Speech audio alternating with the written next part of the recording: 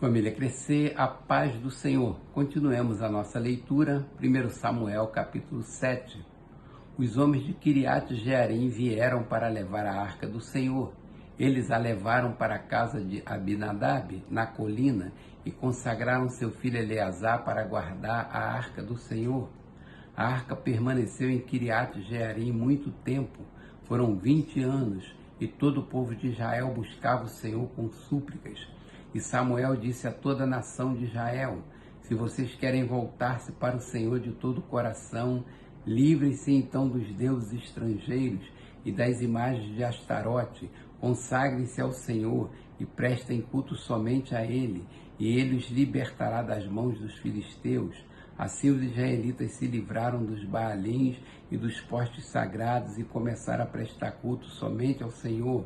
E Samuel prosseguiu: reúnam todo Israel em Mispá, e eu intercederei ao Senhor a favor de vocês. Quando eles se reunirem em Mispá, tiraram água e a derramaram perante o Senhor naquele dia, jejuaram e ali disseram: temos pecado contra o Senhor. E foi em Mispá que Samuel liderou os israelitas como juiz. Quando os filisteus souberam que os israelitas estavam reunidos em Mispá, os governantes dos filisteus saíram para atacá-los. Quando os israelitas souberam disso, ficaram com medo e disseram a Samuel: não pares de clamar por nós ao Senhor, nosso Deus, para que nos salve das mãos dos filisteus. Então Samuel pegou um cordeiro ainda não desmamado e ofereceu inteiro como holocausto ao Senhor. Ele clamou ao Senhor em favor de Israel e o Senhor lhe respondeu.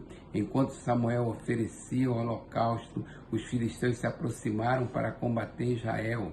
Naquele dia, porém, o Senhor trovejou com fortíssimo estrondo contra os filisteus e os colocou em pânico e foram derrotados por Israel.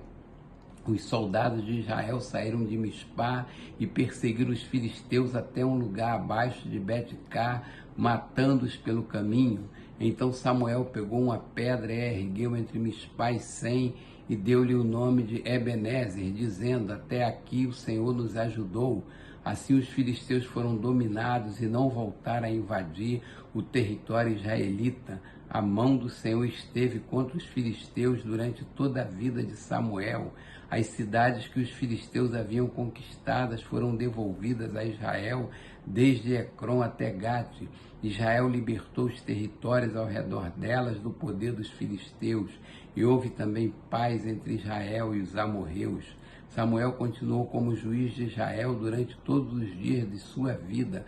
A cada ano percorria Betel, Gilgal e Mispá, decidindo as questões de Israel em todos esses lugares, mas sempre retornava a Ramá, onde ficava sua casa. Ali ele liderava Israel como juiz. Naquele lugar construiu um altar em honra ao Senhor. Capítulo 8. Quando envelheceu, Samuel nomeou seus filhos como líderes de Israel. Seu filho mais velho chamava-se Joel, o segundo Abias. Eles eram líderes em Berseba, mas os filhos dele não andaram em seus caminhos. Eles se tornaram gananciosos, aceitavam suborno e pervertiam a justiça. Por isso todas as autoridades de Israel reuniram-se e foram falar com Samuel em Ramá e disseram-lhe: tu estás idoso e teus filhos não andam em teus caminhos.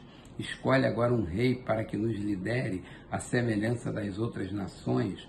Quando, porém, disseram: dá-nos um rei para que nos lidere, isso desagradou a Samuel. Então ele orou ao Senhor, e o Senhor lhe respondeu: atenda a tudo que o povo está pedindo.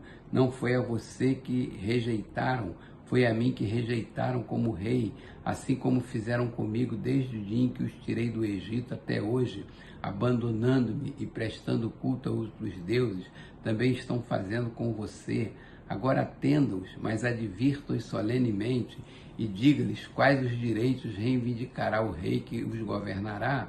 Samuel transmitiu todas as palavras do Senhor ao povo que estava lhe pedindo um rei, dizendo: o rei que reinará sobre vocês reivindicará como seu direito o seguinte: Ele tomará os filhos de vocês para servi-lo em seus carros de guerra e em sua cavalaria, e para correr à frente dos seus carros de guerra, colocará alguns como comandantes de 1000 e outros como comandantes de 50. Ele fará as terras dele, fazer a colheita e fabricar armas de guerra e equipamentos para os seus carros de guerra.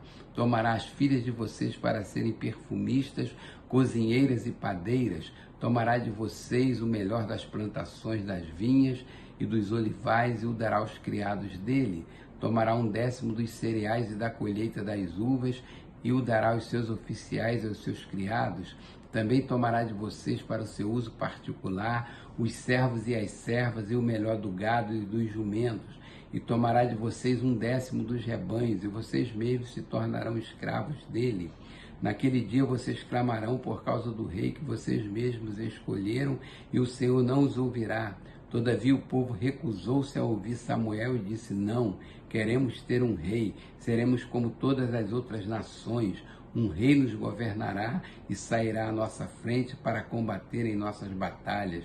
Depois de ter ouvido tudo que o povo disse, Samuel repetiu perante o Senhor, e o Senhor respondeu: atende-os deles um rei. Então Samuel disse aos homens de Israel: volte cada um para a sua cidade. Capítulo 9. Havia um homem de Benjamim, rico e influente, chamado Quis, filho de Abiel, neto de Zeror, bisneto de Becorate e trineto de Afia. Ele tinha um filho chamado Saul, jovem de boa aparência, sem igual entre os israelitas. Os mais altos batiam nos seus ombros. E aconteceu que as jumentas de Quis, pai de Saul, extraviaram-se. E ele disse a Saul: chame um dos servos e vá procurar as jumentas. Eles atravessaram os montes de Efraim e a região de Salisa, mas não encontraram. Prosseguindo, entraram no distrito de Saalim, mas as jumentas não estavam lá. Então atravessaram o território de Benjamim e mesmo assim não as encontraram. Chegando ao distrito de Zuf, disse Saul ao seu servo: vamos voltar, ou meu pai deixará de pensar nas jumentas para começar a preocupar-se conosco. O servo, contudo, respondeu: nesta cidade mora um homem de Deus que é muito respeitado. Tudo o que ele diz acontece. Vamos falar com ele, talvez ele nos aponte o caminho a seguir. Saul disse ao seu servo: se formos, o que lhe poderemos dar? A comida de nossos sacos de viagem acabou, não temos nenhum presente para levar ao homem de Deus. O que temos para oferecer?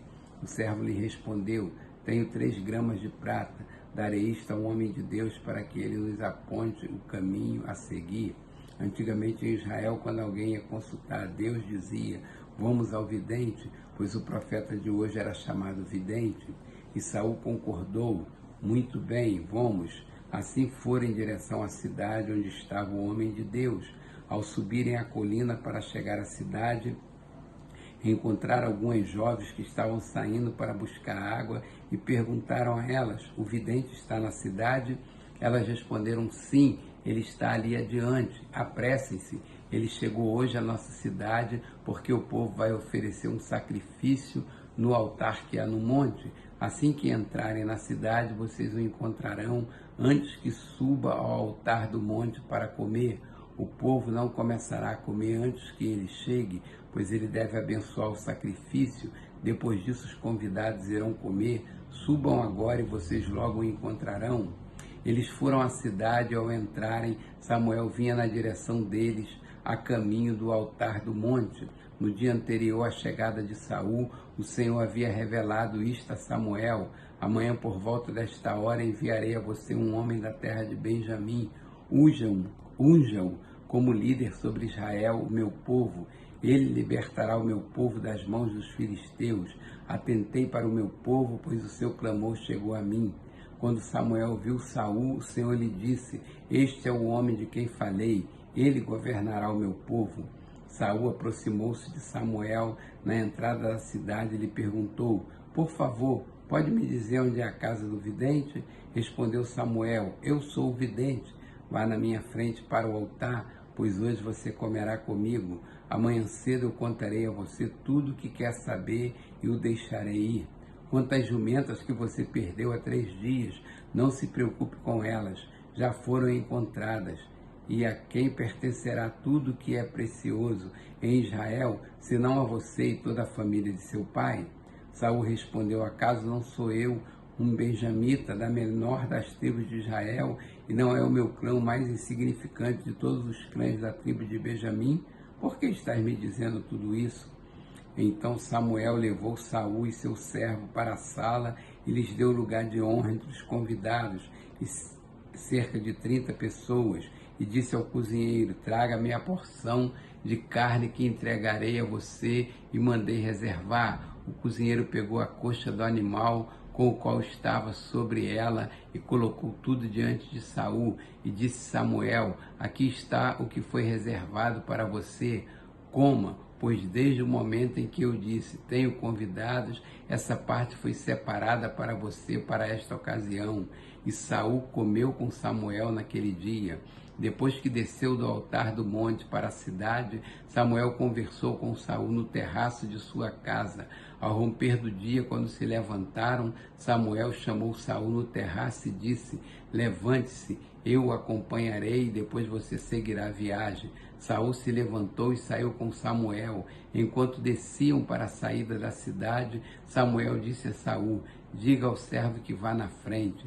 O servo foi e Samuel prosseguiu: fique você aqui um instante para que eu dê a você uma mensagem da parte de Deus.